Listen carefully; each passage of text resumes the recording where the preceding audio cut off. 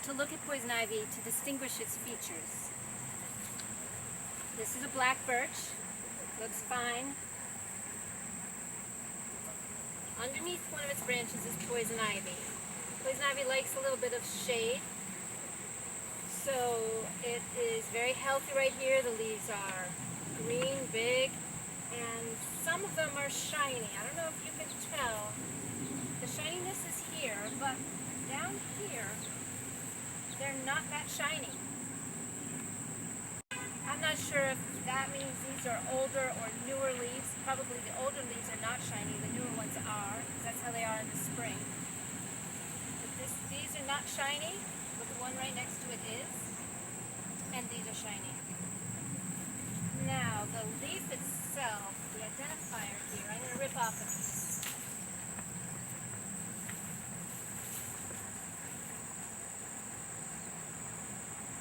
The middle leaf has a stem, its own stem, and that is one of the identifiers of poison ivy that makes it distinctly different from other plants that have 3 leaves.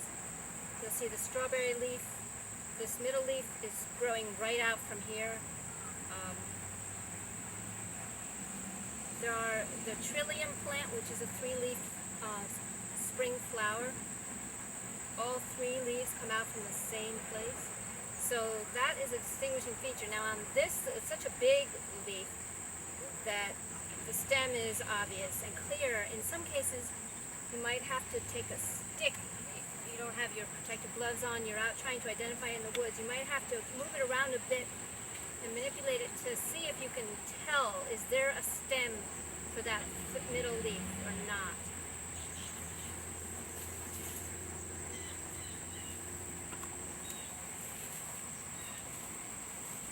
It's obviously very happy here. I want to take a look at some buds, some baby tiny buds before they grow a leaf and help you identify what those look like.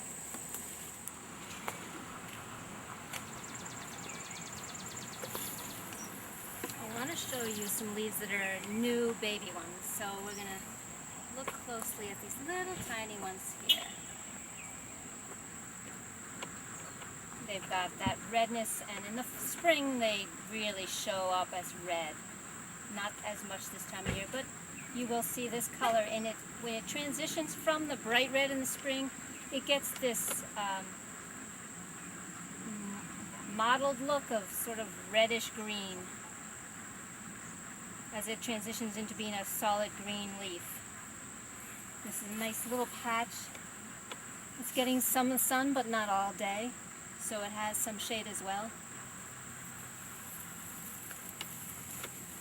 And these leaves are interesting. Let me pluck one of these out. This is the middle leaf, and it's got some damage to it. These are the 2 side leaves that have the notches, and the notches are typically away from the middle leaf. So if I showed you a healthier leaf, the bigger notches are on the outside of the set of 3, and the inside of those 2 leaves have small notches in this leaf specimen, but they're not big notches. And there's more than one, and there's a few little, even tiny ones right at the end. But the majority of the notches are on the 2 outside bottom leaves that are opposite each other. The one that has the long stem coming off is the middle leaf, and it often has notches as well, but they're not normally as big as the ones on this leaf. And sometimes this middle leaf doesn't have any notches at all. Occasionally these leaves are fairly smooth and you can just see a very subtle indentation. But this is very typical of poison ivy leaf. And if you notice, actually let me show you 2 again. So you're seeing these notches, they're typical. These are a little bit more developed. Look at this, pointing out right there. And these are very extreme notches. So you have variations to the leaf, and it goes on and on, from very few to no notches to a lot of notches.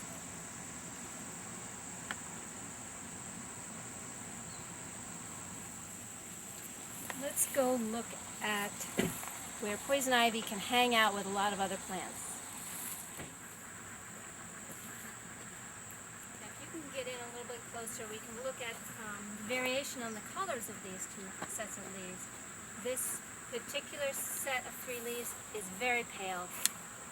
Look at the contrast between this set of leaves and this set on the same plant.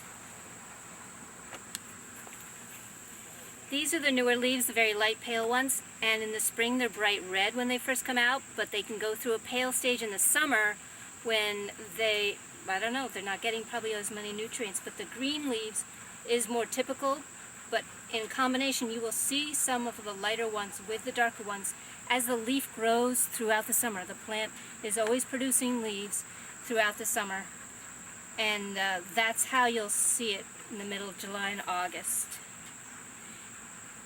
It's right through this plant right here, and the darker ones down here on the ground. That's a pretty distinctly dark green. Sometimes that color pops out at me when I'm walking along because it is so dark, and there aren't that many leaves that get quite as green as a poison ivy leaf with the similar 3-leaf shape. I mean, you have other dark green leaves, but not in this shape and the growth vicinity where these plants grow. Over here the poison ivy is faded. It's getting pale. It's almost gotten some cold nights where there's a little yellow, especially with this one here. But then here we have a little baby one. So this baby one is very pale. If this was the spring, it probably would still be bright red.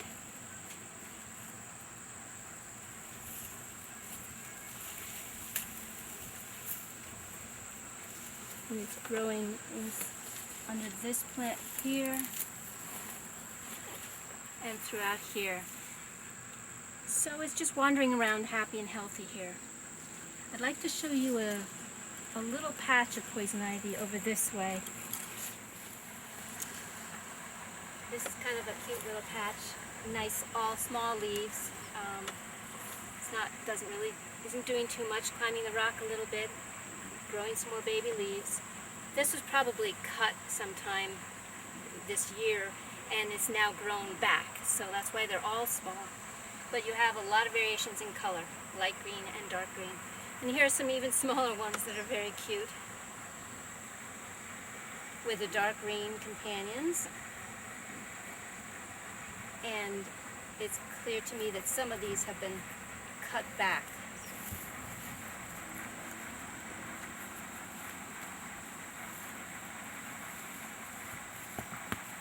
Sometimes when you get a plant that's been cut back, you end up with a tuber, which is a ball of stored energy where it was cut or ripped, and that strengthens the root system, and it makes the roots get thicker overall everywhere and under the ground, and they become more embedded in a stronger root bed and can produce more leaves over the time, over years, decades. There's a set of 3 leaves over here that's not poison ivy. I want to point it out to you.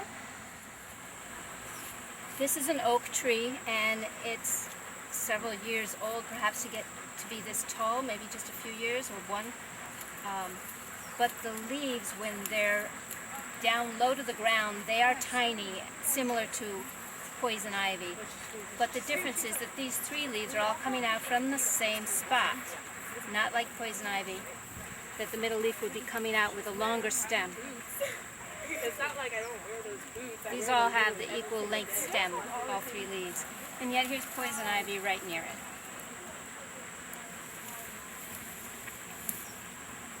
Here's an oak tree that's a little bit more developed.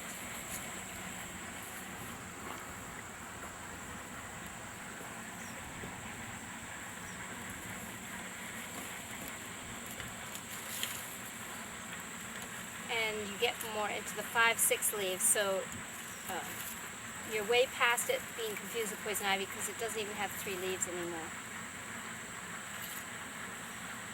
And next I'd like to show you a tiny baby bud, the way a bud looks on a poison ivy vine before it grows into a leaf.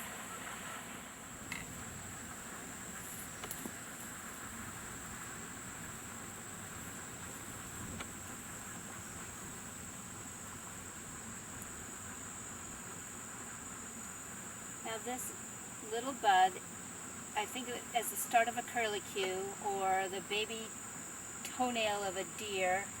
You know, it just has a curve to it, as if a pinky toenail that gets bent out of shape. And there is no other bud quite like it. It gets this auburn brown color to it. And the Virginia creeper, which is the most closely matched look-alike, has a symmetrical bud that goes straight out the end of the vine. So in the winter, when there are no leaves, no stems on these vines, Virginia creeper and poison ivy alike, you can look at the vine itself and identify which one it is by the bud. There are other aspects of Virginia creeper that are different, which we'll show you on a Virginia creeper branch, but this is what we'll be looking at, is the nodes. Right here is a node, and there's a few nodes up here, and there's a node, and these potentially can grow a leaf or a root, and both sometimes. And here's a node here. And what you'll notice on the Virginia creeper is the node is symmetrically showing itself on all sides, I believe, and it's big and it's more like a bead, you know, a squarish shaped bead that has a hole through it, so you can string it. It has that more of a blocky shape to it, to the Virginia creeper nodes. And we'll go look at some vines in the woods now. So here we are in a small forest of poison ivy climbing vines that are on many of these trees. There's one there next to it. There's a few over there. And just about everywhere I point, there's a thick, hairy vine climbing a tree. And on the tree right here next to me, I've got a hairy vine, and we're going to look at the base of it a little bit. And I have a theory about all these hairs. Why so many hairs, I said to myself one day, and I thought, it's looking for soil, right? That's what the obvious thing it's doing. And every hair that gets produced doesn't find soil, and so it produces another one right next to it in hopes that maybe a couple centimeters away there will be soil. So it keeps doing the search for soil. And that's my theory. And every hairy vine that hits the bark searches inside the bark and manages to get a really good grip on the tree itself. This is a thick one. I don't think I'm going to be able to budge it with a good sharp tool. It's just too, there, moved a little bit. Did you see that? Did you see that? Okay. So that's where it's starting to pull away more. The bark of this tree is a little weak, so it's pulling some of the bark off with it. These get a little tougher to pull down. You can leave it on the tree, just cut it and leave the rest to die. The stuff below the cut is going to still be healthy, and it will still produce lots of poison ivy leaves. If you leave it on the tree, who knows when this root will no longer have any urushiol that will contaminate a human. The urushiol is right under the bark, so you get the hairy stuff off, and then there's a bark, and underneath there is the urushiol, right under the bark. So how long will it take for the bark to decay in order to allow the oil to air dry? And in New England where we are, it's very humid, so it could take several years. Down at the base of this tree is where it originally came from, the thicker of the two. But it has an offshoot going in another direction. And you'll see some discoloration. This is where the root has been damaged, and it produces a black color. So I'm assuming that this is the oil. The bark has been damaged, so now we're to the oil level, and it gets oxidation probably and turns that color. You run down here and there's more of that color. And this root itself, this big side, the side that's the original, is very thick. And it's producing all the leaves that are growing around here most likely.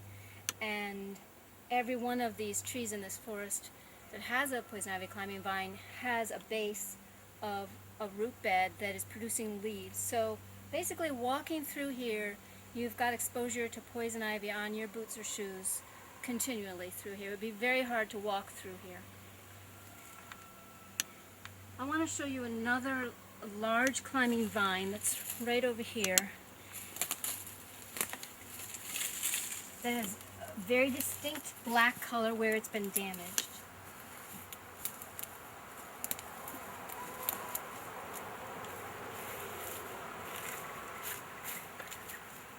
It's got several black spots. It runs up here, there's some black spots, and then you get into the sun and you can see them even more.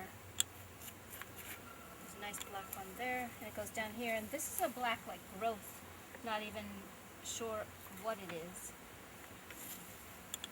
It was growing out on the surface there, but there's more black spots here. So that is the color of oil. If you break it, poison ivy vine, in about half an hour, maybe it'll start turning black. So you'll know if you come back to take a look at it. Now back to this tree here, there are a few examples of things that look like poison ivy, and they may or may not be. I don't even know about this one. It has 3 leaves. The the middle stem is longer, but they're very long leaves, and poison ivy is more round. And it does not have too many distinct notches on this side, which this one is damaged right there, and they're shiny when they're young. Well, let's see if we can figure it out.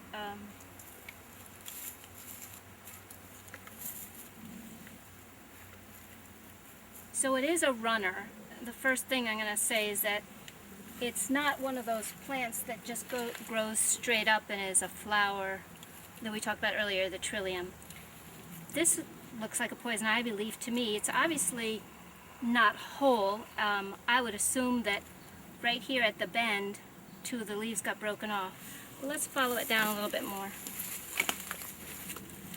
So I'm seeing a lot of poison ivy right here, and when I pull on this, it's wiggling poison ivy. So I'm confirming, and if you want a little bit more confirmation, we'll just... There are a few notches right here. Right on that leaf. Get it in the sun there. Very subtle notches. Same on this other side here. Some very subtle notches. And we have the single leaf here that's long. Now we go back to the mystery leaf that's at the top of this, and I'm looking at it and I'm saying, you know, I don't usually see poison ivy look like that, but I'm confirming that it is poison ivy. So here we have another way that this poison ivy looks long and thin. It's not as common, but it can happen. So right next to it we have several trilliums here. These 3 leaves here, again, are not, this one is not coming out with a long stem, so this is a trillium.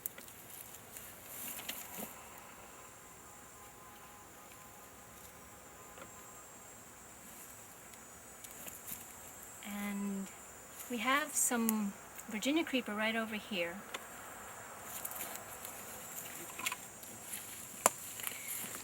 The famous look-alike for poison ivy.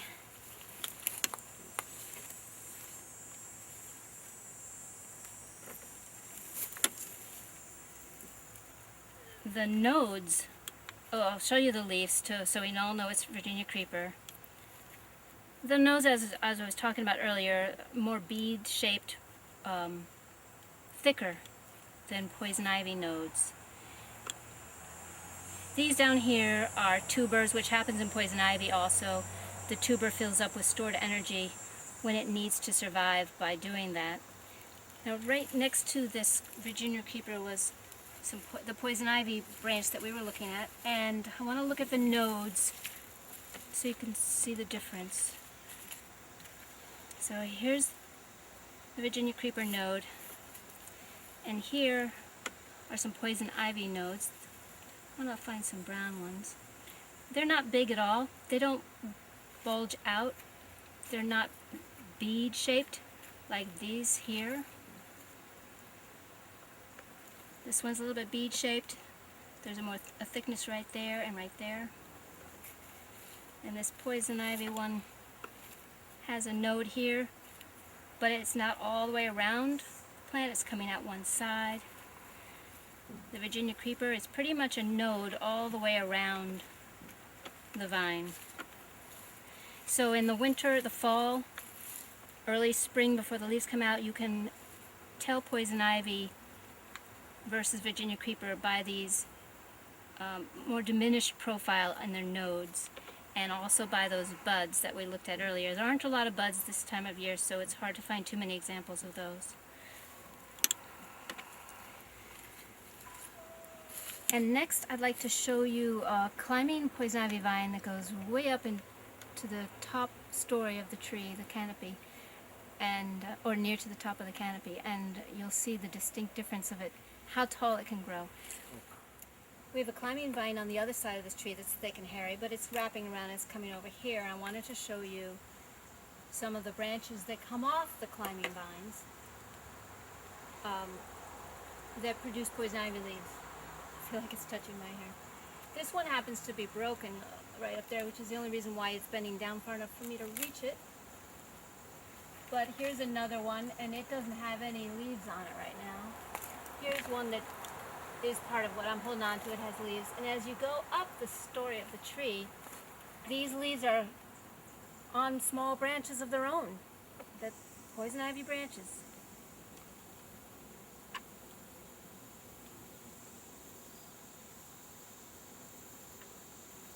At the very top is the pine tree.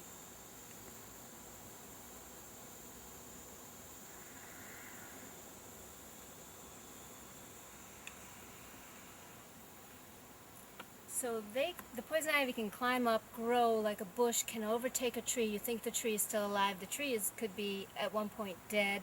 It's so infested with poison ivy, and these branches are coming out, taking in all the chlorophyll they need, and just growing very happily on a tree.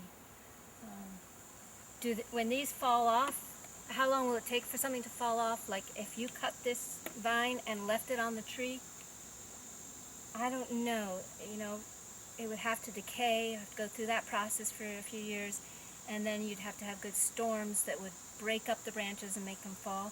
And would they still have oil on them? I don't know. They might be so cracked and decayed at that point that the oil has dried out. That's something for scientists to look at. Down here at the base of our tree, we have some lookalikes that are not poison ivy. I want to show you. This is a runner, very much like poison ivy, and by the way, poison ivy probably wouldn't be on top of the pine needles, it would be in the dirt a little bit. And Virginia creeper likes to be a little bit higher in the ground and on top of the ground. And this is really a top of the ground runner. The leaf itself has got a sawtooth edge all the way around the leaf, from the base of the leaf all the way around one side to the point and all the way down the second side, back to the base of the leaf again. So it's got a little bit more length of the stem coming out from the middle leaf, which is the way poison ivy grows, but the sawtooth is continuous all the way around on all three of these leaves. So this is not poison ivy. The sawtooth is a dead giveaway. So let's go on to look at something else. So here's something else I'm going to call bramble. And the leaves are three, and they look like poison ivy in a way.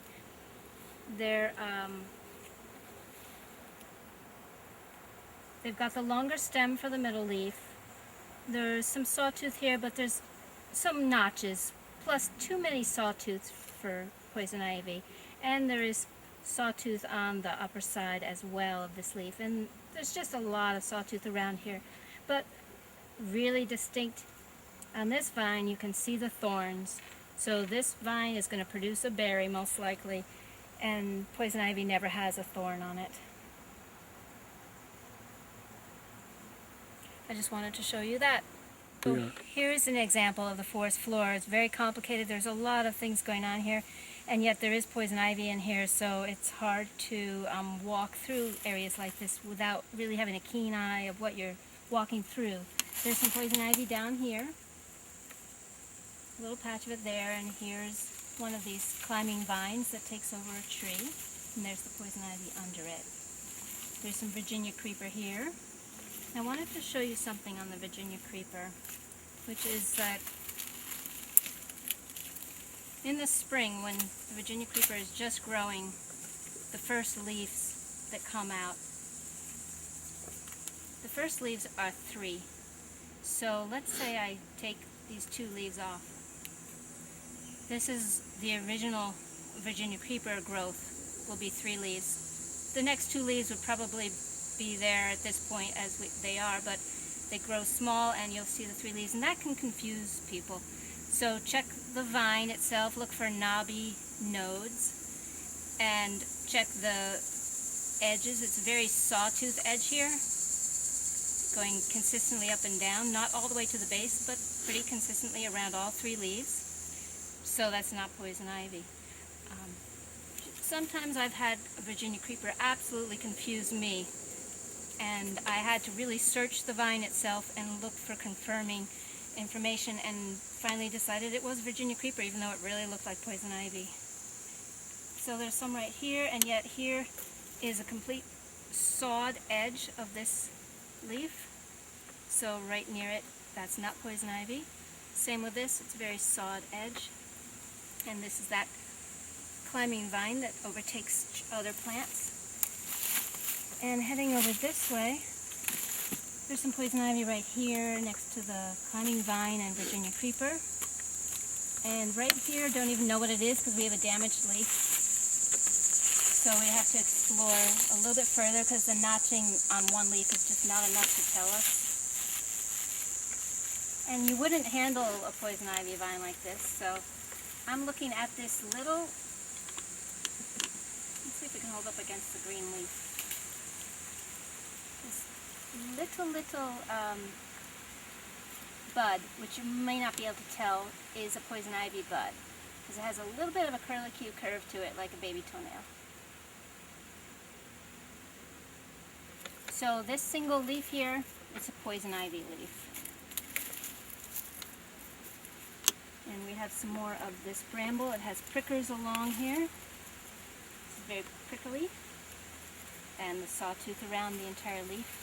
So it's a very complicated floor bed, very difficult to pick out where the poison ivy is and where it isn't.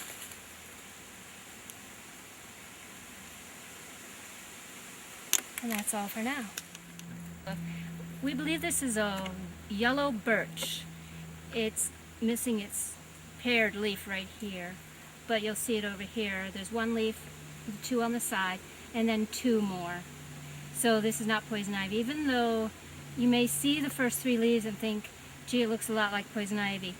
It's got the long middle vine. The edges aren't quite defined. You can't tell exactly what, the notches are not distinct. So it doesn't really have notches, but it looks like poison ivy there. Just follow the vine down and check it out, and you'll see on this lower one, it's got the 3 and then the 2, so that's 5. These can be tall trees, they can be short like this, they can be very baby.